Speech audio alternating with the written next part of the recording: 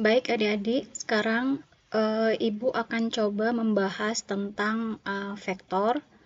Di sini ada 3 kajian yang akan kita bahas, yaitu yang pertama, menentukan persamaan garis pada bidang.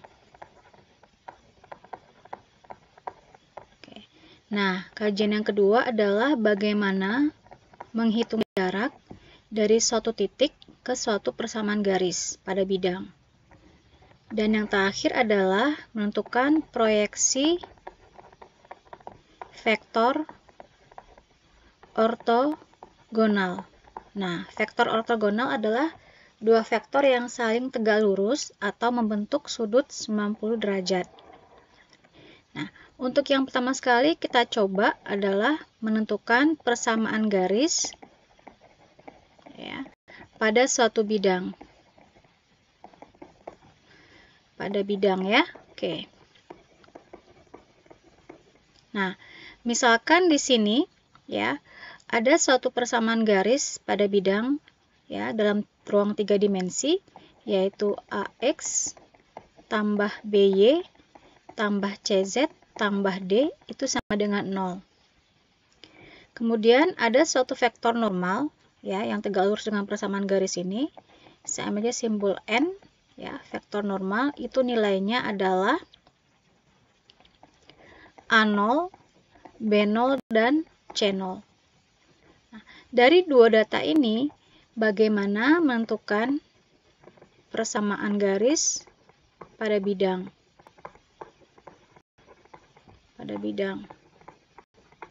Nah, sekarang langsung aja kita ambil contoh ya.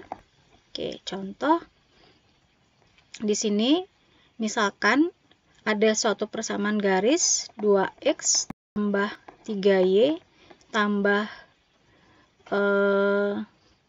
kita ambil c-nya misalnya 2 ya, 2z ya. Sini misalnya 2z. Oke. Tambah 2z ya, tambah d-nya 1 sama dengan 0. Lalu di sini vektor normalnya adalah A0-nya misalnya 1, B0-nya 2, C0-nya 3. Nah, dari dua data ini maka diperoleh rumusan persamaan garis bidang adalah X kali A min A0 ditambah Y dikali B min B0 ditambah Z dikali C min C0 ditambah D. Nah, ini merupakan rumusan. Nah, kalau sudah tahu rumusannya, maka kita tentukan di sini mana ABC-nya ya. Untuk yang 2X tambah 3Y tambah 2Z tambah 1 sama dengan 0, berarti di sini A-nya adalah 2, B-nya 3, C-nya 2, D-nya 1. Jadi A, B, C, D ini merupakan koefisien pada variabel X, Y, Z. D adalah konstanta. Selanjutnya untuk vektor normalnya adalah di sini berarti 1, 2, 3. Berarti ini 1 adalah A0, 2 adalah B0, dan 3 adalah C0. Sudah tahu data ini masing-masing, maka bisa kita tentukan bagaimana persamaan garis bidang ini menggunakan rumus ini yang di atas. Berarti kita masukkan angkanya X, A-nya berapa? 2 ya. Berarti 2 dikurang A0-nya 1. Berarti 2 dikurang 1. 2 itu A, A0-nya 1 dari vektor normal. Terus ditambah Y, B-nya 3 dikurang 2. Oke. Ditambah Z, C min C0, C-nya 2. Di sini C0-nya 3, berarti 2 dikurang 3 ditambah D. Oke, itu sama dengan 0. Saya pindahkan ke bawah karena nggak cukup. Sehingga di sini diperoleh persamaan garis bidangnya adalah X, 2 kurang 1, 1. 3 kurang 2, 1. 2 kurang 3 min 1 kali Z berarti min Z. Kemudian tambah D, D-nya 1 di sini sama dengan 0. Sehingga diperoleh persamaan garis bidang adalah X tambah Y min Z tambah 1 sama dengan 0. Nah, ini solusinya. Jadi ini merupakan solusi persamaan garis bidang. Karena di sini yang perlu kalian ketahui, karena di sini dia 3 komponen D, X, Y, Z, maka ini dia dalam ruang 3 dimensi. Seandainya cuma 2, misalnya X dan Y, atau X dan Z, atau Y dan Z, berarti dia vektornya dalam ruang 2 dimensi. Bagaimana? Sudah paham ya dengan penjelasan Ibu untuk yang kajian pertama, menghitung persamaan garis pada bidang. Jadi rumus ini yang kalian pegang. Ini rumusannya. Oke, sudah? Nah, kalau sudah, kita lanjutkan sekarang yang kedua, yaitu menghitung jarak. Ya, menghitung jarak dari suatu titik. Ya, menghitung jarak. Ya, jarak itu simbolnya D. Ya. Jadi, misalkan ada suatu persamaan garis bidang sama ya, misalkan AX tambah BY tambah CZ tambah D itu sama dengan 0. Kemudian di sini ada titik misalnya P0. Ya, vektor ya. 1. Oke, ini aja ini Ibu anggap aja ini X0 ya. Jangan masukin angkanya dulu deh. Saya asumsikan aja ini masih variabel biar ketemu rumusnya ya. Oke, misalnya Ibu ambil di sini variabelnya X0. Ya, berarti di sini X0, Y0 dan Z0. Berarti ini dia 3 dimensi ya. Maka hitunglah jarak antara persamaan garis bidang ini dengan titik ini, P0. Maka di sini bisa kita tentukan rumusan jarak D sama dengan tanda mutlak A dikali X0 ditambah B dikali Y0 tambah C kali Z0 kemudian ditambah dengan D ya, ditambahkan dengan D. Oke, tambah D. Kemudian kita mutlakkan dibagi dengan akar dari A kuadrat tambah B kuadrat tambah C kuadrat. Nah, ini merupakan rumusan dari suatu jarak. Sekarang baru kita masuk ke, jadi ini rumusan deh ya. Ini diingat, ini adalah rumusan menghitung jarak. Sekarang kita ambil contoh di sini. Ya, misalkan ada contoh. Diketahui persamaan garis bidangnya 2x tambah 3y tambah 2z ya, tambah 1 sama dengan 0. Lalu P0-nya di sini 1, 2 dan 3. Yang ditanyakan adalah hitung jaraknya. Maka di sini kita jawab. Tulis dulu persamaan garis bidangnya. 2x tambah 3y tambah 2 tambah 1 sama dengan 0. Berarti ini adalah A-nya 2, B-nya 3, C-nya 2, D-nya 1. Lalu di P0-nya itu 1, 2, 3. Berarti ini adalah X0-nya, Y0-nya 2, Z0-nya 3. Ya, ini hanya variabel ya, tapi kan ingat dek, biar nggak salah dalam masukkan rumusnya. Sekarang sudah tahu variabel-variabelnya, langsung masukkan ke rumus. D sama dengan tanda mutlak A-nya 2, 2 kali 1 ya, karena X0-nya 2. Tambah 3 kali 2 ya, Y kali B kali Y0, B-nya 3, Y0-nya 2, berarti 3 kali 2. Ditambah C kali Z0, C-nya adalah 2, Z0-nya adalah 3. Tambah D-nya 1. Oke, tutup kurung mutlak. Dibagi dengan akar A kuadratnya adalah berarti 2 kuadrat tambah 3 kuadrat tambah 2 kuadrat. Nah, dari sini kita dapat hasilnya. Ya, Ibu pindahkan ke sini, ke samping ya. Oke, sama dengan ini berarti 2 kali 1 2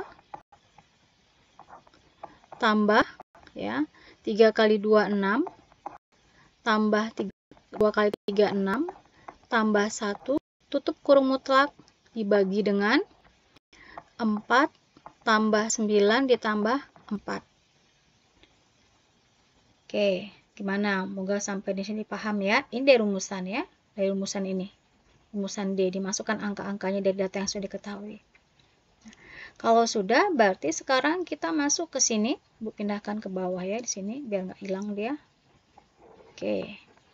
Sehingga di sini diperoleh D sama dengan ya, berarti mutlak 2 tambah 6 tambah 6 berarti 8. 8 tambah 7 berarti 15. Per akar 4 tambah 4, 8. 8 tambah 9, 17. Oke, jadi jawabannya D sama dengan 15 per 17.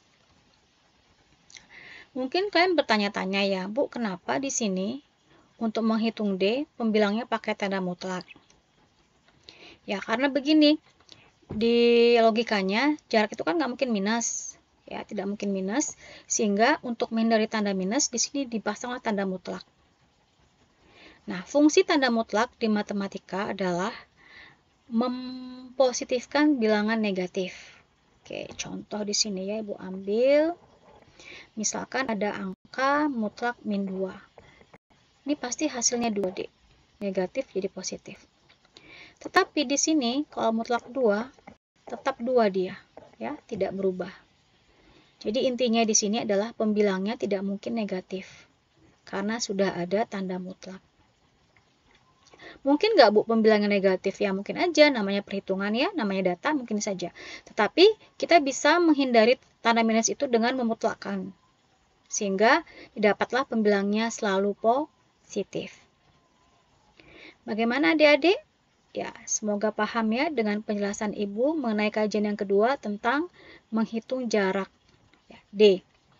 Nah, satu lagi yang kalian ketahui, jarak ini dapatnya hasilnya merupakan bilangan skalar ya. Nih, dia bukan vektor. Hasil jarak adalah bukan vektor. Kenapa bukan vektor? Tidak ada di sini arah. Ya, baik I, J maupun K. Nah, kalau sudah, sekarang kita lanjut ke yang kajian ketiga. Menghitung ya proyeksi suatu vektor ortogonal. Jadi di sini ya bagaimana menghitung proyeksi dari vektor ortogonal. Nah, dua vektor misalkan ada vektor A itu dikatakan ortogonal dengan vektor B nih apabila dia saling tegak lurus ya 90 derajat. Ini bacanya tegak lurus. Sekarang bagaimana kita menghitung proyeksi vektor ortogonal? Nah, Ibu ambil contoh di sini. Misalkan ya ada suatu vektor ya. Oke. Kita coba di sini misalkan diketahui ya ada vektor A. Ya, vektor U dulu. Vektor U nilainya adalah 2,3. Nah, ini hati-hati ya kalau saya buat seperti ini, Dek. Berarti ini bacanya adalah ini sumbu I, sumbu X ya. Oke, ini sumbu Y. Berarti dia dua komponen, berarti dia dua dimensi. Kemudian ada vektor A, nilainya adalah 4 dan 5. Artinya ini 4I, 5J ya, sama, dua dimensi. Nah, yang ditanyakan adalah tentukan proyeksi vektor U terhadap vektor A. Oke, kita jawab. Jadi pertanyaannya adalah tentukan proyeksi vektor U terhadap vektor A. Nah, kita pasang rumus dulu di sini. Ya, sudah saya bahas di video saya sebelumnya bahwa ada rumusan di sini, rumusan proyeksi vektor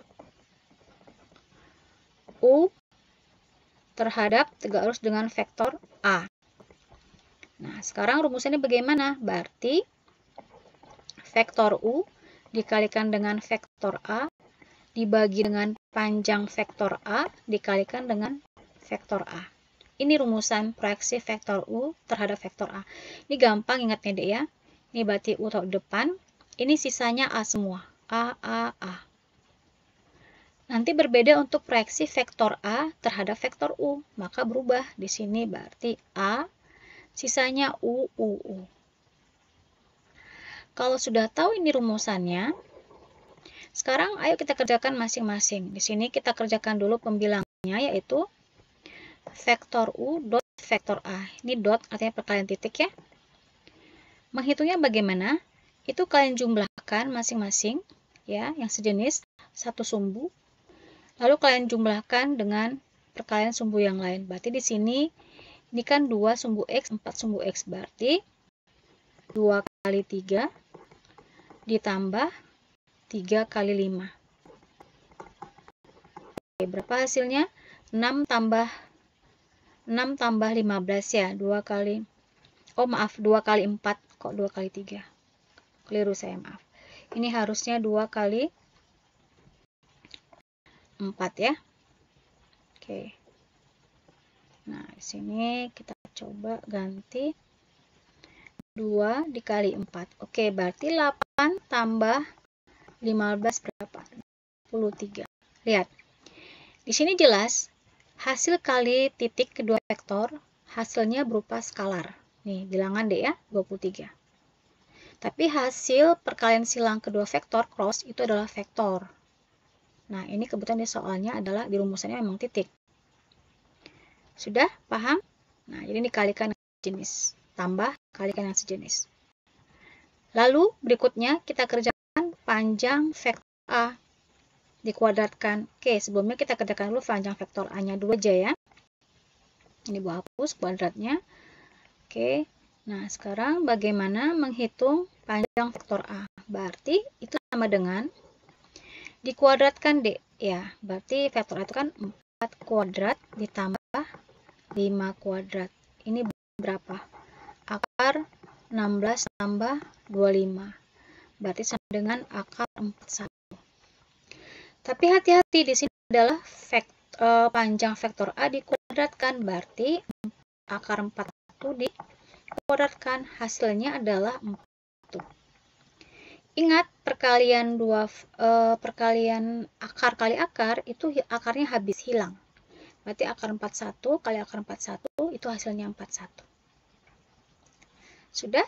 Nah, data kita sudah ada D. Sekarang masukkan ke rumus, sehingga di sini jawabannya adalah ya, U vektor U kali vektor A dot ya, dikali vektor A itu sama dengan, berarti 23 41 dikalikan dengan vektor A berapa komponennya? 4,5 ya. Nah, ini hati-hati deh. Ini bukan desimal ya, tapi ini adalah 2 komponen vektor X dan Y. Bagaimana mengalikannya? Gampang. Nah, kalikan masing-masing. 23 per 41 dikalikan dengan 4. Ini adalah komponen I. Koma, 23 dikalikan dengan 5 ya. Berarti 23 per 41 kali 5 ini J. Ini solusinya. Ya. Jadi ini berlaku sifat perkalian skalar ya. Jadi K kali UV berarti KU kali KV. Ya, jadi ini bukan desimal angka koma ya. Kesimpulannya di sini berarti proyeksi vektor ortogonal itu hasilnya berupa vektor. Ya. Tahu dari mana vektor, Bu? Oke, ya ini hasilnya masih mengandung nilai I dan J. Itu dia vektor. Sudah? Nah, semoga apa yang saya jelaskan, ini materinya saya singkat, padat penjelasan saya. Semoga kalian paham apa yang Ibu jelaskan. Nah, sekarang kita lanjut, udah selesai nih materinya. Sekarang langsung saya berikan soal untuk kuisnya. Ya, kuis. Oke, jadi ini soal kuisnya Ibu tulis di sini aja. Oke, pertanyaan yang pertama, ya, diketahui, ada persamaan garis bidang Ya, misalkan di sini X tambah 2Y min Z min 1 sama dengan 0. Nah, kemudian dia melalui suatu vektor normal ya, yang bernilai adalah 1, 3, dan 5. Ya, tentukan persamaan garis bidangnya.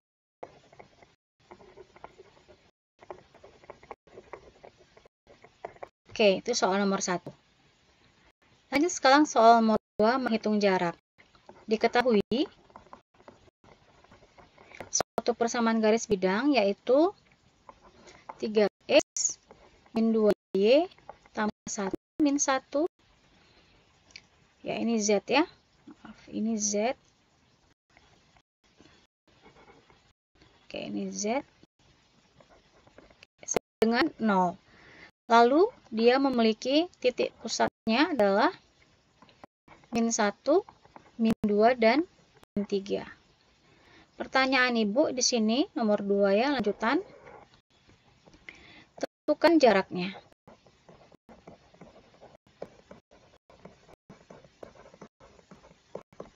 Oke, itu soal nomor 2.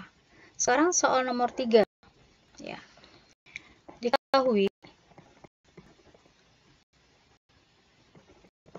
ada vektor U. Misalnya nilainya adalah min 1, min 2. Kemudian vektor V nilainya adalah 3,5. Nah, pertanyaannya tentukan ya proyeksi vektor U terhadap vektor V. Oke, jadi di sini ada 3 soal ya. Semuanya ini ada di pembahasan saya sebelumnya. Demikian ya pembahasan untuk kali ini. Semoga kalian lancar mengerjakan kuisnya. Ya, kalau masih bingung boleh tanya atau dibuka lagi video saya. Terima kasih.